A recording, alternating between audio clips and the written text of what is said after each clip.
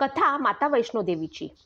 एकदा पर्वतांच्या मातेने पंडित श्रीधर या आपल्या एका भक्ताच्या भक्तीवरती प्रसन्न होऊन त्याची प्रतिष्ठा वाचवली आणि संपूर्ण सृष्टीला आपल्या अस्तित्वाचा दाखला दिला. सध्याच्या कटरा शहरापासून 2 किलोमीटर अंतरावरती वैष्णवी मातेचे महान भक्त श्रीधर 1000 किलोमीटर अंतरावरती असलेल्या हंसाली या गावात राहत होते. ते निपुत्रिक असल्याबद्दल नेहमीच दुःखी असायचे. एके दिवशी त्यांनी अविवाहित मुलींना नवरात्रीच्या पूजेसाठी जेवायला बोलावले. तेथे माता वैष्णवी देखील एका लहान मुलीच्या पोशाखामध्ये त्यांच्यामध्ये येऊन बसली.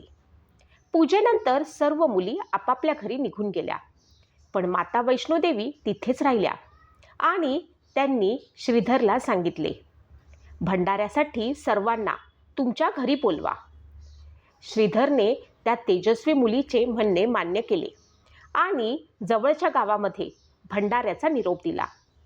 तेथून परत येत असताना गुरु गोरखनाथ आणि त्यांचे शिष्य बाबा भैरवनाथ यांनी त्यांच्या इतर शिष्यांना देखील जेवणासाठी आमंत्रित केले गेले. जेवणाच्या आमंत्रण मिळाल्यानंतर सर्व गावकऱ्यांना आश्चर्य वाटलं की इतक्या लोकांना जेवण देणारी ती कन्या नक्की आहे तरी कोण. यानंतर अनेक ग्रामस्थ श्रीधर यांच्या घरी येऊन जेवणासाठी जमले.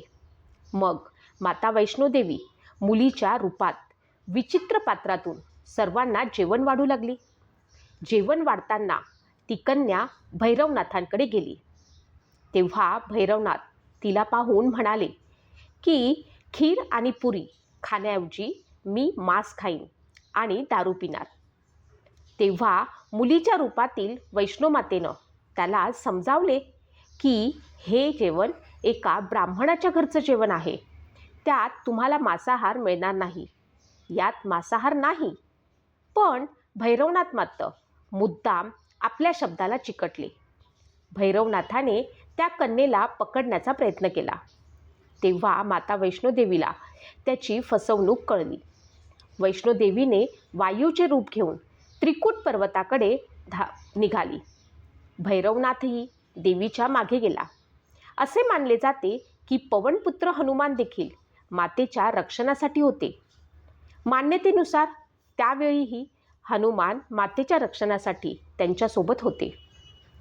हनुमानांना तहान लागल्यावरती माता वैष्णोदेवीने त्यांच्या विनंतीवरनं धनुष्याने डोंगरावरती बाण सोडला आणि पाण्याचा प्रवाह बाहेर काढला आणि त्या पाण्यात आपले केस धुतले.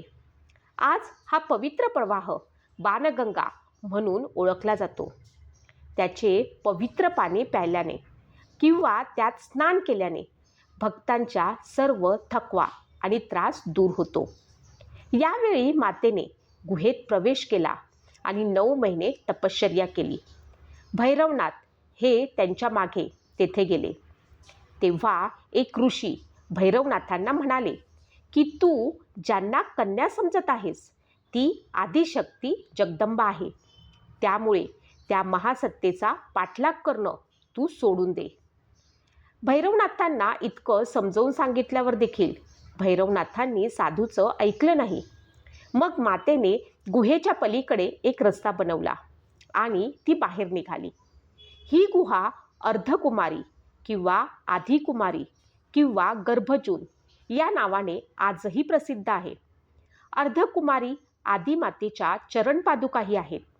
हीच ती जागा आहे जिथे माता धावत असताना तिने मागे वळून भैरवनाथांकडे बघितले. गुहेतून बाहेर पडल्यावरती कन्येने देवीचे रूप धारण केले. मातेने भैरवनाथाला सावध केले आणि परत जाण्यास सांगितले. तरीही तो मात्र परतला नाही. माता गुहेच्या आत गेली. त्यानंतर मातेच्या रक्षणासाठी हनुमानांनी गुहेबाहेर भैरवाशी युद्ध केले. भैरवनाथांनी तरीही हार मानली नाही. शूर हनुमान अशक्त होऊ लागले. तेव्हा माता वैष्णोदेवीने महाकालीचं रूप धारण करून भैरवनाथांचा वध केला. निवासस्थानापासून 8 किलोमीटर अंतरावर असलेल्या त्रिकूट पर्वताच्या भैरव दरीत भैरवनाथांचं डोकं पडलं. ते ठिकाण भैरवनाथांचं मंदिर म्हणून आजही ओळखलं जातं. माता वैष्णोदेवीने जिद्दी भैरवनाथाचा वध केला. ते ठिकाण पवित्र गुहा किंवा भवन या नावाने प्रसिद्ध आहे.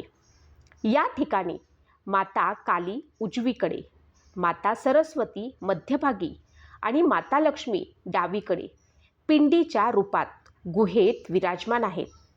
या तिघांच्या एकत्रित रूपाला माता वैष्णोदेवीचे रूप असे म्हणतात. या 3 भव्य पिंड्यांसह काही धर्माभिमानी आणि जम्मू काश्मीरच्या माजी राजांनी स्थापित केलेल्या मूर्ती आणि वाद्य इत्यादी हत्यांनंतर भैरवनाथाला आपल्या चुकीचा पश्चाताप झाला आणि त्यांनी मातेकडे माफी मागितली असे सांगितले जाते. माता वैष्णोदेवीला माहीत होते की भैरवनाथांचा आपल्यावरती हल्ला करण्यामागे मुख्य हेतू हा मोक्षप्राप्ती हा आहे. तिने भैरवनाथाला पुनर्जन्माच्या चक्रातून तर सोडवलंच, पण वरदानही दिलं आणि सांगितलं की तोपर्यंत माझं दर्शन पूर्ण मानलं जाणार नाही, जोपर्यंत माझ्यापर्यंत कोणताही भक्त आलेला तुझं दर्शन घेणार नाही. यात श्रद्धेनुसार आजही माता वैष्णोदेवीचं दर्शन घेतल्यानंतर भाविक भैरवनाथांचे दर्शन घेण्यासाठी 8 किलोमीटर उंच डोंगर चढून जातात. दरम्यान वैष्णोदेवीने 3 शरीरे म्हणजे डोके असलेल्या खडकाचा आकार धारण केला आणि ती कायम ध्यानात मग्न झाली. दरम्यान पंडित श्रीधर अधीर झाले. त्यांनी स्वप्नात पाहिलेल्या वाटेने ते त्रिकुटा पर्वताकडे निघाले. शेवटी ते गुहेच्या प्रवेशद्वारापाशी पोहोचले. त्याने विविध प्रकारे पिंडांची पूजा करणे हा आपला नित्यक्रम चालू केला. त्यांच्या पूजेने देवी प्रसन्न झाली. ती त्यांच्यासमोर हजर झाली आणि त्यांना मातेनं आशीर्वाद दिला. त्या दिवसापासून श्रीधर आणि त्यांचे वंशज ही पूजा करतात. माता वैष्णोदेवीच्या इतर कथा ह्या हिंदू पौराणिक श्रद्धेनुसार जगात धर्मलोप पावत असताना आणि अधर्माचे शक्ती वाढत असताना आदिशक्तीचे सत, रज आणि तम, महासरस्वती, महालक्ष्मी आणि माता काली ही 3 रूपे आपल्या सामूहिक शक्तीने धर्माचे रक्षण करण्यासाठी एका कडेला प्रकट करण्यामागे एक छोटीशी कथा आहे. माता वैष्णोदेवीच्या उत्पत्तीबद्दल बोलायचे तर मातेची उत्पत्ती त्रेतायुगात झाली असे मानले जाते. तेव्हा एका राक्षसाला भगवान ब्रह्मदेवाकडनं एक जटिल वरदान मिळाले होते की गर्भातून जन्मलेल्या कोणत्याही प्राण्याने त्याचा वध करू नये. त्यानंतर देवश्री नारद, माता लक्ष्मी आणि भगवंत श्री विष्णू यांच्याकडे जातात आणि श्री विष्णूंना त्या राक्षसाच्या दहशतीपासून मुक्त करण्याची प्रार्थना करतात. तेव्हा भगवंत श्री विष्णू नारद मुनींना महादेवी, काली सरस्वती आणि लक्ष्मी या 3 देवींची प्रार्थना करण्यास सांगतात. त्यानंतर नारद मुनींच्या हाकेने 3ही देवी प्रकट झाल्या, ज्यांनी माता वैष्णोदेवीची निर्मिती केली आणि मातेला आपल्याच शक्ती प्रदान केल्या. त्यानंतर जगाचे रक्षण करते भगवंत श्री विष्णूंनी आपला अंश मातेला दिला. त्यामुळे मातेचे नाव वैष्णोदेवी असे ठेवण्यात आले. त्यानंतर भगवंत श्री विष्णूंच्या आज्ञेनुसार माता वैष्णोदेवीने सर्व राक्षसांचा वध केला. राक्षसांचा वध केल्यानंतर माता वैष्णोदेवीने भगवंत श्री विष्णूंकडे त्यांच्यात विलीन होण्याची इच्छा व्यक्त केली. परंतु भगवंत श्री विष्णूंनी सर्व भूलोकांचे दुःख दूर करण्याच्या उद्देशाने मातेला राजा रत्नकराची कन्या म्हणून जन्म घेण्यासाठी दक्षिण रामेश्वर किनारपट्टीवरती पाठवले. त्यानंतर धर्माचे रक्षण करण्यासाठी आणि संकटात सापडलेल्या भक्तांच्या इच्छा पूर्ण करण्यासाठी माता वैष्णोदेवीने पृथ्वीवरती अवतार घेतला आणि त्यांचे नाव त्रिपुटा वैष्णवी असे ठेवण्यात आले. वयाच्या 9व्या वर्षी आईने वडिलांची आज्ञा घेतली आणि समुद्रकिनारी तपश्चर्या करण्यास सुरुवात केली.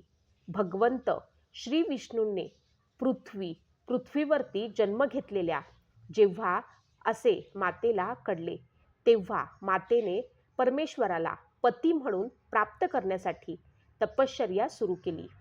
काही काळानंतर माता सीतेच्या शोधात प्रभू श्रीराम, भाऊ लक्ष्मण आणि वानर सेनेसह रामेश्वराच्या किनाऱ्यावरती पोचले. तेव्हा त्यांची नजर तपश्चर्या करत असलेल्या दिव्य कन्येवरती पडली. तेव्हा माता त्रिकुटा आणि भगवंत श्रीराम यांची पहिली भेट झाली. मातेने श्रीरामांकडे आपला पती म्हणून प्राप्त करण्याची इच्छा व्यक्त केली. त्यावरती श्रीराम म्हणाले, हे देवी, मी या जन्मात माझ्या पत्नीशी एकनिष्ठ राहण्याचे व्रत घेतले आहे. माझा सीतेशी विवाह झाला आहे. म्हणूनच देवी, मी तुझ्याशी लग्न करू शकत नाही. पण त्रिकुटाच्या भक्तीने श्रीराम खूप प्रसन्न झाले. माता त्रिकुटाची भक्ती पाहून भगवंत श्रीराम म्हणतात, हे देवी, आम्ही माता सीतेच्या शोधात लंकेला जात आहोत आणि लवकरच परत येऊ. परत येताना मी तुला भेटेन. जर तू मला ओळखलंस तर मी तुझ्याशी लग्न करेन. पण जर मला ओळखलं नाही तर मी माझ्या वचनातून मुक्त होईन.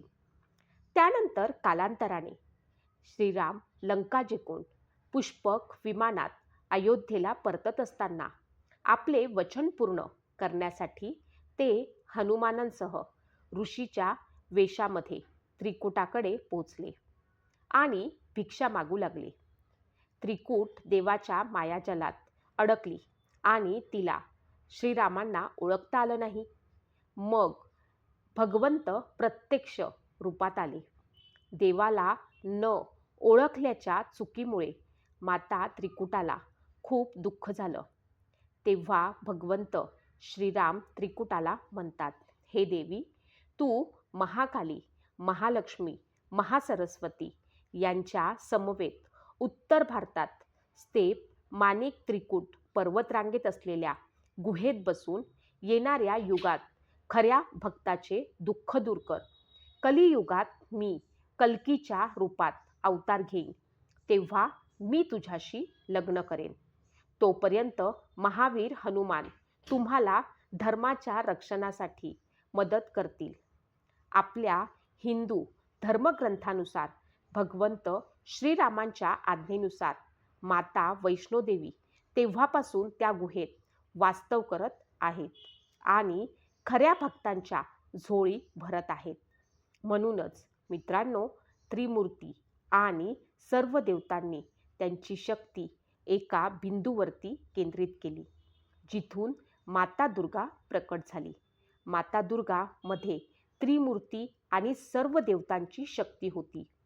हेच कारण आहे की दुर्गा मातेला सर्व शक्तिमान म्हटले जाते आणि हेच कारण आहे की महाकाव्यातील युद्धापूर्वी दुर्गा देवीला प्रसन्न करण्यासाठी तिची पूजा करत असत.